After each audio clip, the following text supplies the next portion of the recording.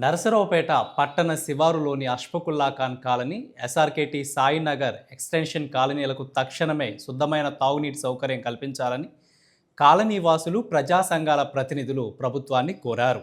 ఈ కాలనీల్లో నీటి సమస్య తీవ్రంగా ఉన్నదని, రోజువారీ అవసరాలకు కూడా సరిపడా నీరు అందక ప్రజలు ఇబ్బందులు పడుతున్నారని తెలిపారు.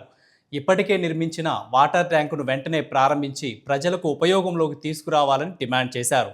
ఈ సమస్యపై స్పందించాలని కోరుతూ జిల్లా కలెక్టర్ కార్యాలయంలో అర్జీ సమర్పించినట్లు వారు తెలిపారు. అధికార యంత్రాంగం త్వరితగతిన స్పందించి సమస్యకు శాశ్వత పరిష్కారం చూపాలని విజ్ఞప్తి చేశారు. నరసరావుపేట పట్టణ శివారు కాలనీలైన Ashfaqulla Khan colony, SRKT colony ప్రజలు మంచినీరు లేక తీవ్ర ఇబ్బందులకు గురవుతున్నారు.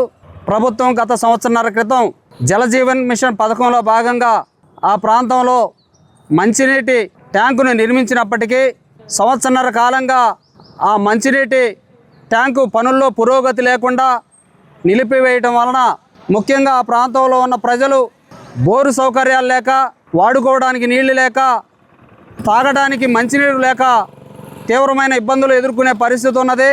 ఆ పనులు ఎందుకు ఆపారో అర్థం కాని పరిస్థితి నెలకొన్నది.